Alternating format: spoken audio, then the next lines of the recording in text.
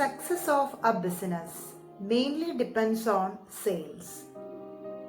Sales mainly depends on demand behavior. In ordinary sense, demand means desire or want. But in economics, demand means much more than that.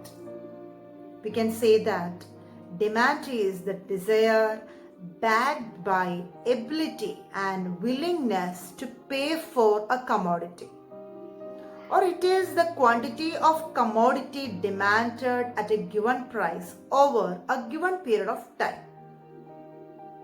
In this session, we are going to discuss about law of demand.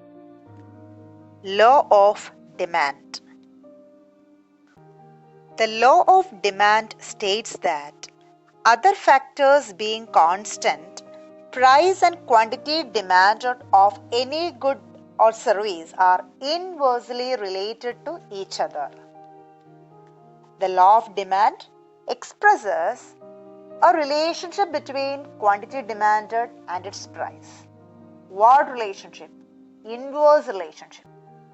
It expresses inverse relationship between price and demand. That means when the price of a product increases, demand for the same product will fall. Law of demand explain ചെയ്യുന്നത് മറ്റ് ഘടകങ്ങൾ സ്ഥിരമായിട്ടിരിക്കുമ്പോൾ ഏതൊരു പ്രോഡക്റ്റിൻ്റെയും വിലയും ഡിമാൻഡും പരസ്പരം വിപരീതമായിട്ടാണ് പ്രവർത്തിക്കുന്നത്. ഒരു പ്രോഡക്റ്റിന്റെ വില വർദ്ധിക്കുമ്പോൾ അതേ ഉൽപ്പന്നത്തിന്റെ ആവശ്യം കുറയും. ഇതാണ് ലോ ഓഫ് ഡിമാൻഡ് പറയുന്നത്. So we can say that the law of demand states that a higher price leads to lower quantity demand and that a lower price leads to higher quantity demand. Okay. See this table. At price ₹10, quantity demanded is 40. When price increases to 20, quantity demanded decreases to 30. When price increases to 30, again quantity demanded decreases to 20. When price increases to 40, quantity demanded decreases to 10. That means this table is showing inverse relationship between price and quantity demanded.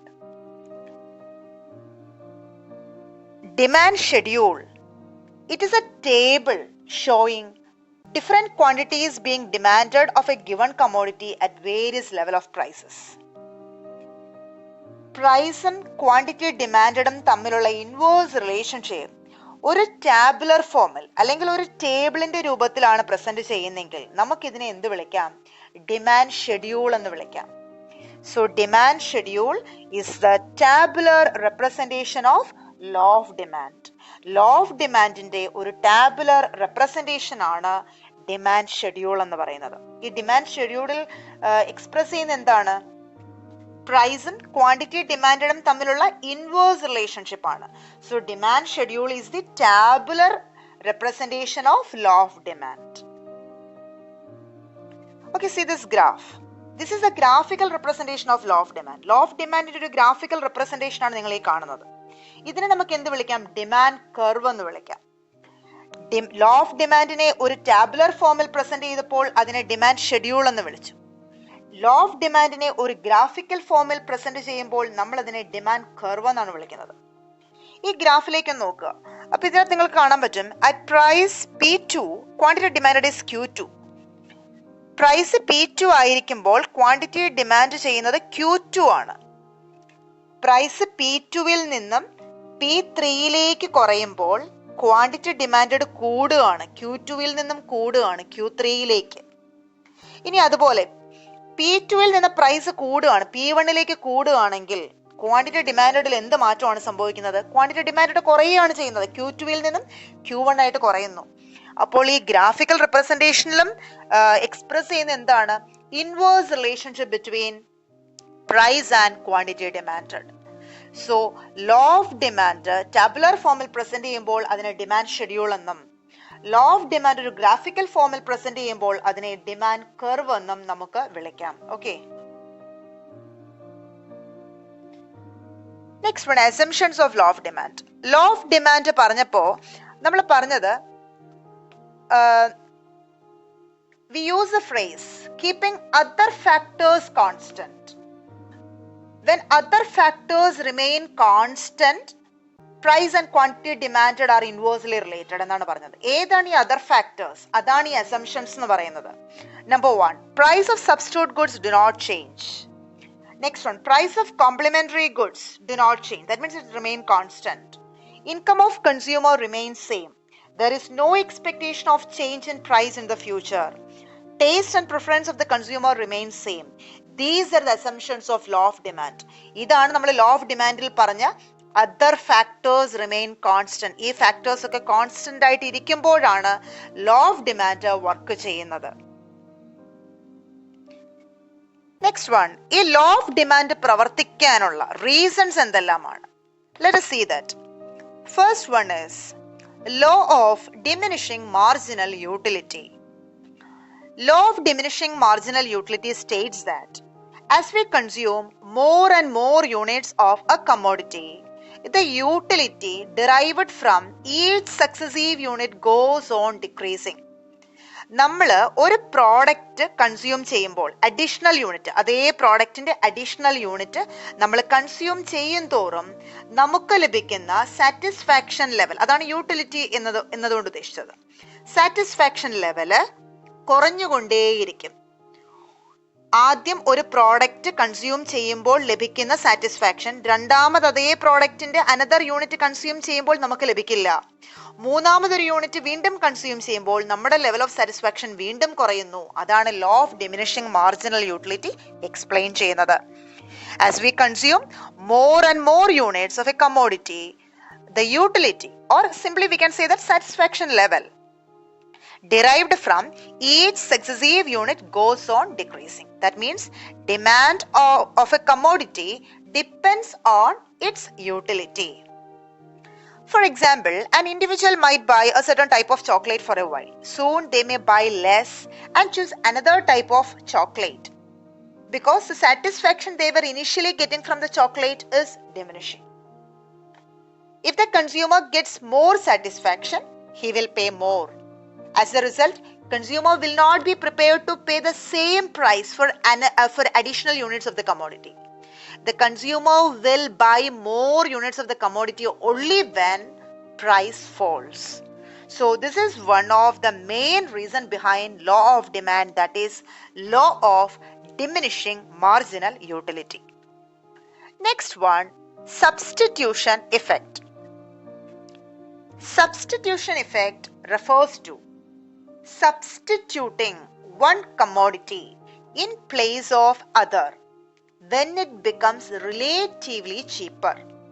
When price of the given commodity falls, it becomes relatively cheaper compared to its substitute. As a result, demand for the given commodity rises. For example, നിങ്ങൾ രണ്ട് substitute products ഒന്ന് വിചാരിക്കുക, say Pepsi and Coke. അങ്ങനെയാണെങ്കിൽ if the price of Pepsi falls, പെപ്സിയുടെ വില കുറയുകയാണെങ്കിൽ at the same time കോക്കിന്റെ വിലയിൽ യാതൊരു മാറ്റവും സംഭവിക്കുന്നില്ല. അങ്ങനെ ഒരു അവസരത്തിൽ പെപ്സി റിലേറ്റീവ്ലി ചീപ്പർ ആണ് when compared to Coke. So demand for Pepsi will rise, അല്ലെ? കോക്കിന്റെ വിലയിൽ വ്യത്യാസം വരുന്നില്ല, പക്ഷേ പെപ്സിയുടെ വില കുറഞ്ഞെങ്കിൽ സ്വാഭാവികമായിട്ടും പെപ്സിയുടെ ഡിമാൻഡ് കൂടും. This is what substitution effect is. Next one, income effect. Income effect means effect on demand when real income of the consumer changes due to change in price of the given commodity. When price of the given commodity falls, it increases the purchasing power or real income of the consumer. As a result, he can purchase more of the given commodity with the same money income. ഇപ്പം ഞാനൊരു example പറയാം. അപ്പു എന്ന് പറയുന്ന ഒരു കുട്ടിക്ക് 80 രൂപ അവനൊരു pocket money ആയിട്ടുണ്ട്. അപ്പൊ അവന് ചോക്ലേറ്റ് വാങ്ങിക്കണം എന്ന് ആഗ്രഹമുണ്ട്. ഒരു ചോക്ലേറ്റിന്റെ വില 10 രൂപ. അപ്പൊ 80 രൂപ പോക്കറ്റ് മണി ഉപയോഗിച്ച് 10 രൂപ വിലയുള്ള എത്ര ചോക്ലേറ്റ് അപ്പുവിന് വാങ്ങിക്കാൻ പറ്റും? 8 ചോക്ലേറ്റ് വാങ്ങിക്കാം, അല്ലേ? അപ്പൊ ചോക്ലേറ്റിന്റെ വില കുറഞ്ഞു എന്ന് നിങ്ങളൊന്ന് വിചാരിക്കുക. നേരത്തെ 10 രൂപയായിരുന്നു, ഇപ്പൊ 8 രൂപയായിട്ട് ചോക്ലേറ്റിന്റെ വില കുറഞ്ഞു. അപ്പുവിന്റെ പോക്കറ്റ് മണിക്ക് യാതൊരു വ്യത്യാസവും ഇല്ല, 80 രൂപ തന്നെയാണ് പോക്കറ്റ് മണി. അങ്ങനെയാണെങ്കിൽ നേരത്തെ അപ്പുവിന് 8 ചോക്ലേറ്റേ വാങ്ങിക്കാൻ പറ്റത്തുള്ളായിരുന്നു. പക്ഷെ ഇപ്പോ ചോക്ലേറ്റിന്റെ വില 8 രൂപ ആയതുകൊണ്ട് 80 രൂപ ഉപയോഗിച്ച് അപ്പുവിന് 10 ചോക്ലേറ്റ് വാങ്ങിക്കാൻ സാധിക്കും, അല്ലേ? This is because due to increase in his real income. This is what income effect is. Next one, additional customers. When price of a commodity falls, many new consumers who were not in a position to buy it earlier due to high price start purchasing it. In addition to new consumers, old consumers of the commodity start demanding more due to its reduced price. ഒരു consumer പ്രോഡക്റ്റിന്റെ വില നേരത്തെ 1000 രൂപയായിരുന്നു, ഇപ്പോൾ അത് 500 രൂപയായിട്ട് കുറഞ്ഞു. അങ്ങനെയാണെങ്കിൽ നേരത്തെ 1000 രൂപ വിലയുണ്ടായിരുന്നപ്പോൾ ചില കൺസ്യൂമേഴ്സിന് ആ പ്രോഡക്റ്റ് വാങ്ങിക്കാൻ പറ്റിയില്ല. പക്ഷെ അത് 500 രൂപയായിട്ട് കുറഞ്ഞപ്പോൾ കുറച്ച് കൺസ്യൂമേഴ്സിനൂടെ എന്ത് ചെയ്യാൻ സാധിക്കുന്നുണ്ട്? ആ പ്രോഡക്റ്റ് വാങ്ങിക്കാൻ സാധിക്കുന്നുണ്ട്. അപ്പൊ ഇപ്പൊ മാർക്കറ്റിലെ സ്ഥിതി എന്താണ്? 1000 രൂപയിൽ നിന്ന് 500 രൂപയായിട്ട് പ്രോഡക്റ്റിന്റെ വില കുറഞ്ഞതിലൂടെ പഴയ കൺസ്യൂമേഴ്സിന്, അതായത് നേരത്തെയും ഈ പ്രോഡക്റ്റ് വാങ്ങിക്കൊണ്ടിരുന്ന കൺസ്യൂമേഴ്സിന് കൂടുതൽ പ്രോഡക്റ്റ് വാങ്ങിക്കാൻ സാധിക്കുന്നു. അതോടൊപ്പം തന്നെ പുതിയ കുറെ കൺസ്യൂമേഴ്സും കൂടെ മാർക്കറ്റിലേക്ക് കയറുകയാണ്. So what is the net result? Total demand increases. Okay, so next one, different uses. Some commodities like milk, electricity, etc. have several uses, some of which are more important than the others. When the price of such a good increases, its uses get restricted to most important purpose, and the demand for less important uses gets reduced. However, when price of such a commodity decreases, commodity is put to all its uses, whether important or not. ഒരു പ്രോഡക്റ്റിന് ഇപ്പോൾ multiple uses ഉണ്ടെങ്കിൽ ആ പ്രോഡക്റ്റിന്റെ വില കുറയുമ്പോൾ അത് ഒരുപാട് കാര്യങ്ങൾക്ക് വേണ്ടിയിട്ട് ഉപയോഗിക്കും. ഇനി അതേ പ്രോഡക്റ്റിന്റെ വില കൂടുമ്പോൾ അങ്ങനെയാണെങ്കിലോ നമ്മൾ എന്ത് ചെയ്യും? ഏറ്റവും പ്രധാനപ്പെട്ട കാര്യത്തിന് വേണ്ടി മാത്രമേ അത് ഉപയോഗിക്കത്തുള്ളൂ. So this is also another reason behind law of demand. So we can say that law of diminishing marginal utility, substitution effect, income effect, additional customers, different users are the important reasons behind law of demand.